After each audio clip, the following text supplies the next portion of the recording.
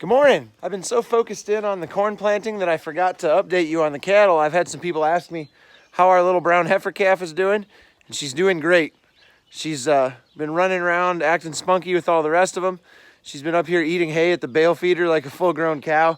She is doing just fine, so we're really happy about that. Thanks for asking. She appreciates it, you can tell.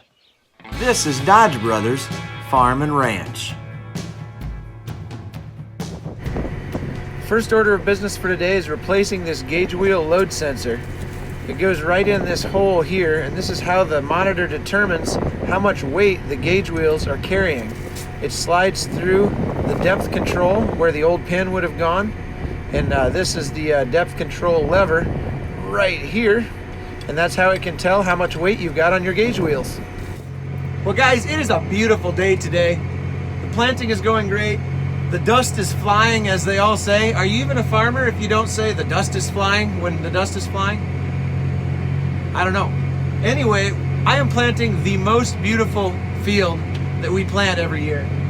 It's a half section, which means that it's a half mile long one way and a mile long the other way. So you would think that it would be really boring to plant because it would just be a mile long, but you would be very wrong. Take a look at this map on the iPad here. I am planting on the long rows along the south right now, but if you zoom out and look at this field, look at this monstrosity. It's got waterways, it's got terraces, it has a triangle in the middle, which is everyone's favorite feature of this field. It is a very picturesque rolling hills, just a beautiful field to be on.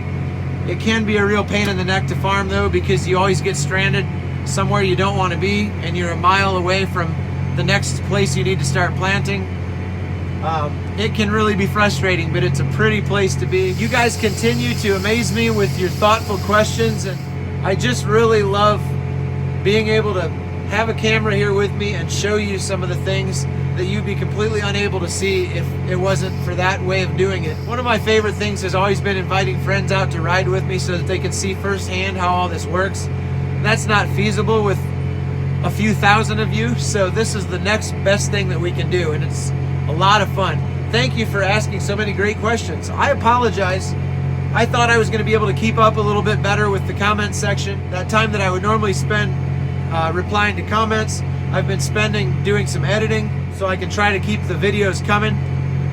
And obviously the days are a lot busier than they normally are, so I apologize. Like I say, I will do my best. I'll get on it as quick as I can. I'm not ignoring you. I'm not trying to brush any of you guys off. Planting season looks like it's going to go by in a hurry this year. I don't know what this rainstorm is going to do to us, but we can get everything planted in about 8 or 9 days if the weather cooperates perfectly. So it can really blow by in a hurry. We've got about 400 acres of corn left to plant and 250 acres of beans.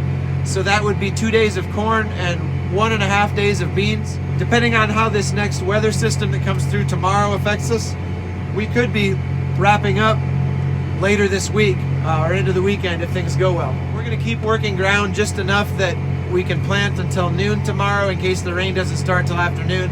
Then by morning we'll have a better chance to reevaluate the forecast and see if we think it's actually going to rain or not. And we'll probably stop doing tillage if it looks like it's going to rain, because the rain they're forecasting is a significant amount, 3/4 of an inch, maybe an inch. And if you work up the ground and then get an inch of rain on it and you're out for 4 or 5 days, you got to work it up again. So if you don't, you'll have that crust on top and it won't dry out and you won't be able to get back on it again with the planter. So we're just going to pay attention to the forecast and see what's going on. So the auto steer is always impressive to me, but it's way more impressive when I'm going around a curve for some reason. I find it fascinating that it can drive the tractor around the curve perfectly and line the rows up with the last planter pass just perfectly. We're coming into a pretty good curve right up here. I'm going to show it to you. I think this is just the coolest thing. All right, there's a lot of coolest things. Watch this. Here we go. I'm not doing that, by the way. And look at the planter. Perfectly lined up with the last pass. Well, the ground is really fit. The planter's working really good. And I'm having a good time watching the iPad, not only because of all the cool stuff that I'm mapping on the iPad, but I got something else to look at once in a while too. Look at this. Hey, guess what? What? You're on YouTube. I am? Yep. Right now? Yep. Really? Well, not till I edit the video and put it in. Oh, here's some cows. Wow, thanks. She's feisty. She's feisty. Good morning. Do you like my cool new headset? We got that big, beautiful farm done yesterday. That's always a good one to have finished. Last year we ended up planting that field in 2 or 3 different attempts. Maybe it was 4 different attempts. And it kind of became a nightmare with tillage. We wanted to work some of it again, but there's triangle shapes and point rows everywhere, and it's hard to turn around with the tillage equipment without running over where you've already planted.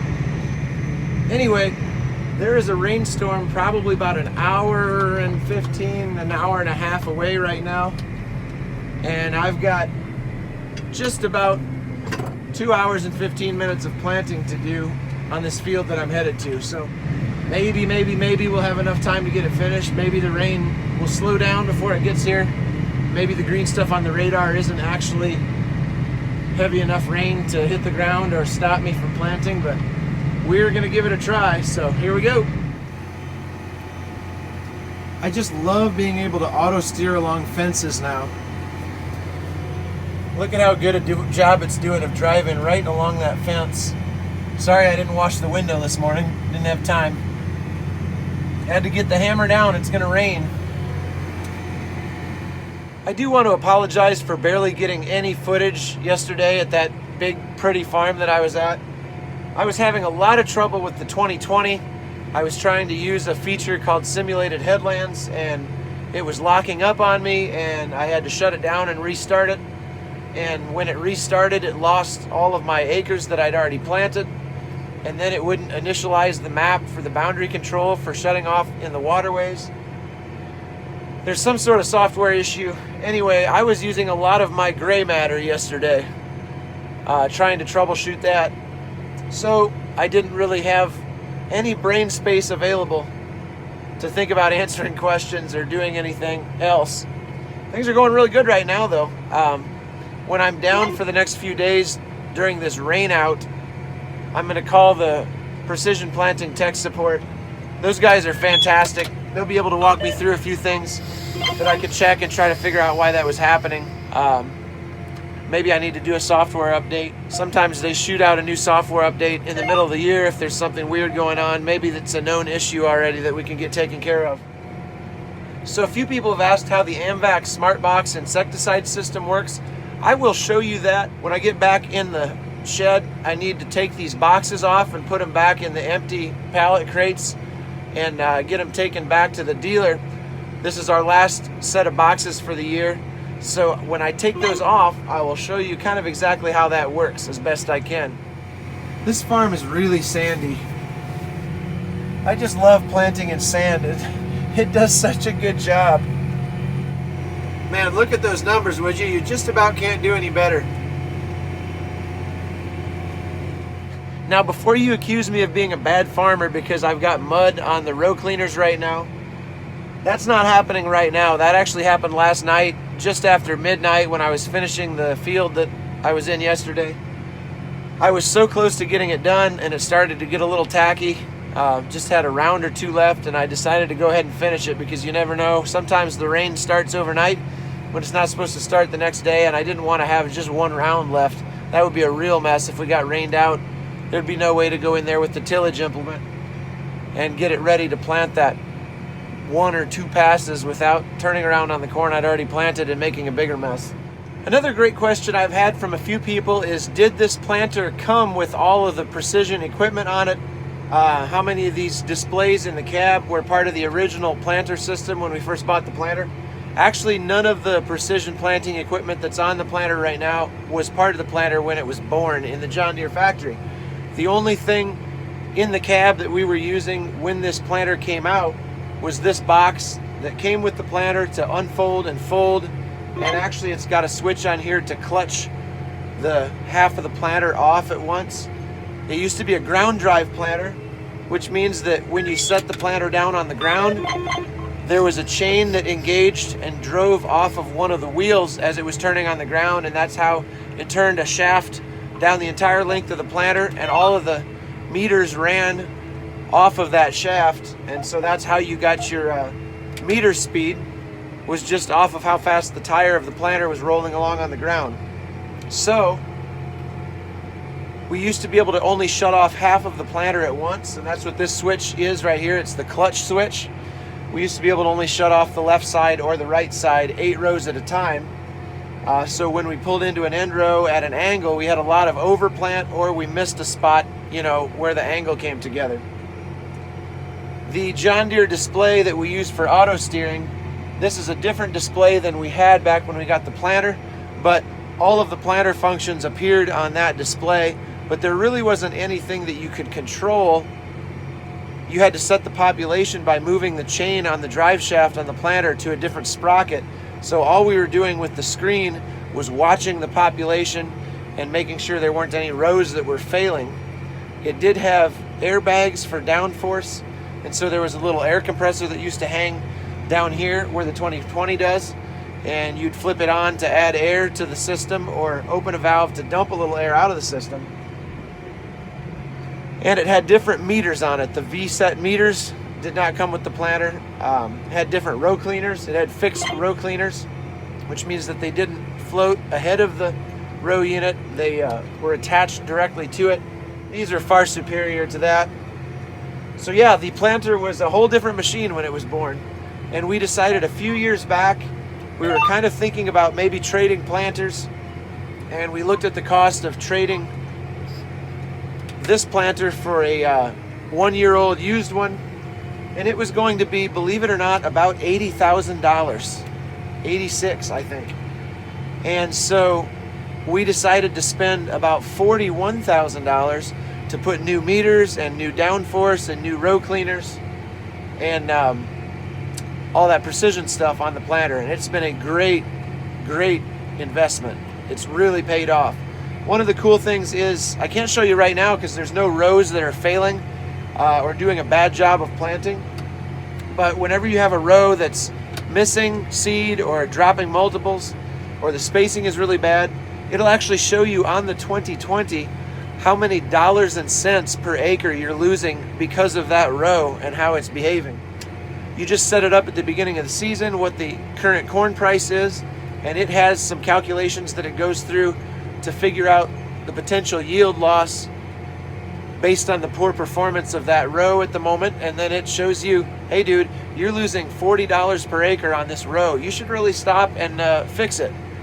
Sometimes that's the only way you can get a farmer to get out of the tractor and quit driving, is to show him how much money he's losing if he just keeps going the way it is.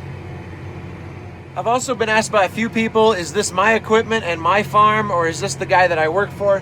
Whenever you see the nice, newer, large-scale row crop farming equipment, this is my day job. This is the farmer that I work for. I've been working here for a little over 10 years.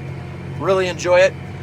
When we're making hay with the equipment that's 30 years old, and when we're working cattle and doing stuff like that, that would be my Dodge Brothers farm, my brother and I. My brother works for another guy not too far away that has a similarly sized row crop operation. But one of these days I do plan on doing kind of a video explaining how all of this came to be, how we got started in farming, what our upbringing was like, farming with Dad. I think that'd be a cool thing. There's a lot of people that have actually asked about that and would be interested in that. So some might ask, why did you name the channel Dodge Brothers Farm if 80% of the content comes from your day job? I don't know. I originally thought that the makeup of the channel was going to be just a little bit different, but people were showing a lot more interest and asking a lot more questions about the row crop farming and about the bigger, newer equipment. If I had it all to do over again, I might name it something like Farmhand Carl, but there's already a Farmhand Mike, so that wouldn't work very good. Anyway, who knows? You never know these things when you start. Well, I couldn't be more surprised, but it looks like we're going to get done. All I got to do is All I got to do is fill in that crack. It's been 2 hours since I started, and it looked like the rain was 45 minutes away when I started, but it's about 20 miles west of us, and it's like it keeps hitting a concrete wall. It keeps moving this way, but then the front end of the storm just keeps cannibalizing itself. So I got a decision to make when I get done with this field, if I'm gonna put seed in and go somewhere else. I don't have any ground worked up ahead of me anywhere, but we do have a farm that we're gonna no-till some corn into, so I can put a little seed in and go over there and get something done at least. I guess I'll reevaluate here in a few minutes. Well, I just got off the phone with Dad. He's about 15 miles west of me right now, and he's getting rain enough that he's got to run the windshield wipers on the feed truck. So I'm gonna hang it up after I get done with this field in just about a minute and a half. It's a good deal. It'll give me a chance to catch up on editing and responding to comments and sleeping. It's been a lot of going to bed at 2 o'clock in the morning and waking up at 6:15. So a little sleep will go a long ways this week.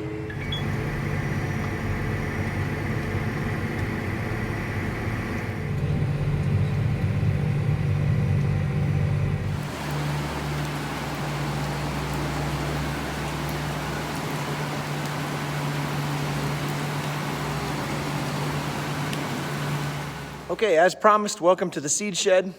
Here's the planter. I'm gonna show you this insecticide system. So this is the AMVAC Smart Box insecticide system.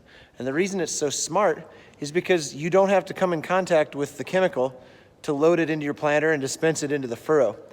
Back in the good old days, there used to just be boxes on the back of the planter that sort of were like this, except you'd take the lid off them and dump a bag of insecticide into the box, just like we do with seed corn, and the dust would come up and go everywhere. It was very dangerous. But what we're doing now is the closed smart box system. So this box is loaded onto the base unit. You latch the clips and turn on the knobs, and it dispenses the product down into the base. And if you go down under here, it funnels down into this meter. The meter is just an electromagnet with a piston that sticks up and plugs the hole, and it pulls itself down in short little bursts, and you just calibrate it based on how long it stays open every time it clicks down. And that's how much product it dispenses per acre. So the product goes down through this hose, and you might be able to see the hose is connected to this green tube right here that comes down and dribbles the product into the furrow right after the seed. So I'm gonna take the boxes off right now and stack them up into this pallet. This is actually how they get returned. There's another plastic piece that comes around the other side of the pallet and a lid on it, and it ends up looking just like that in the back of the pickup. Nicely packaged and ready to go down the road. Nothing can bounce out, no problems. So I'm gonna show you how one of these comes off, what the underside of it looks like. All right, I've got my extra flannel shirt on just in case I touch myself with one of the boxes. Like I said, it's a closed system. It's about as safe as it gets, but I always wear these coated rubber gloves while I'm touching the boxes, and this old extra shirt, just so I'm not touching the shirt that I'm wearing in the tractor cab with the gloves or the boxes. And we are inside the shed doing this out of the wind. It's a really good idea to do that if you can, but just as a precaution, I'm gonna have this mask on and I'm gonna have these goggles on. And you do wanna wash your clothes after you've move these boxes around. Like I've said before a couple of times, it's about the safest insecticide handling system that there is, but this stuff is pretty potent. You definitely don't want to have any more contact with it than you have to. Let me get this box off and show you how it works. All right, you undo the clips.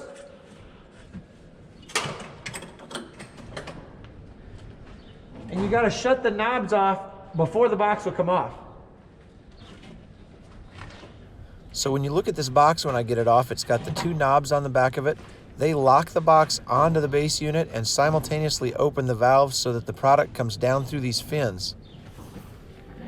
Then if you just take a look at this base, it has rubber seals on it that kind of pinch around those fins on the box.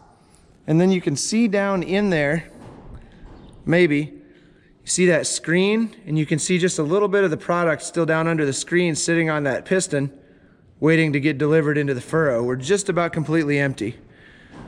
That's the Smart Box insecticide system. And here's what these totes look like, all snapped up and buttoned up and ready to go back. It's just the slickest thing.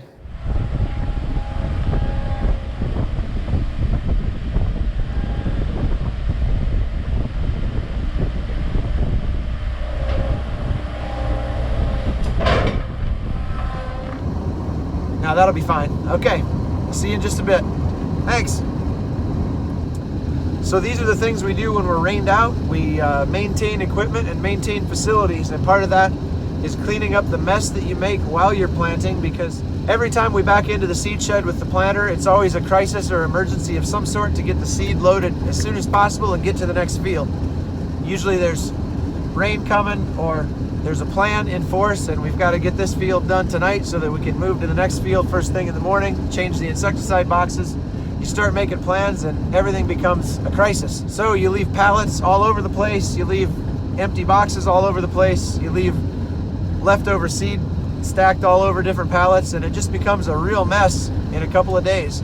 So it's nice to have a day every once in a while where you can breathe for a second and relax, get everything tidied back up so that you're ready to go when it's go time again. Just got back from delivering those empties, and I just got done rearranging the seed shed. Look at that, beautiful. And come look at this. I got these lids put back on the base units. This part of the system actually holds 10 pounds all on its own. So once you have the boxes empty, in theory, you could have 10 pounds on each row still with these caps put back on. So believe it or not, that little rain that I happen to be videoing is really all we got. So I am working up ground right now, working on a farm that we just bought this year and added on to the field that's next to it, and we're changing the direction of the rows. So I'm working it right now in the direction that the rows used to go to try to level it up and smooth it up enough that tomorrow we can work it the way that the rows need to go, that way.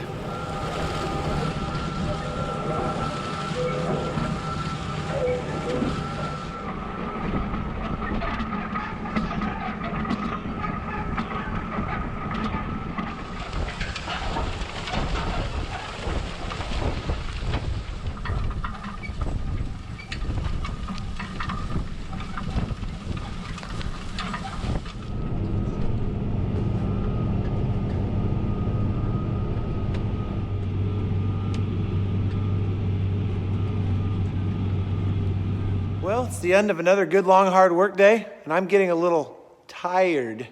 So I got to get this tire on, get myself home, and get to bed. I got a little spoiler alert. The next video that comes out after this one is going to include finishing corn planting, switching the planter over to soybeans, and probably starting to plant soybeans. So you got that to look forward to. Thank you for hanging out. Thanks for following along. Like I said, hopefully if I can stay up a little bit when I get home tonight without falling asleep, I can get some editing done, reply to some YouTube comments. I'm going to get to you as soon as I can, but thank you so much for hanging out. I'll see you next time.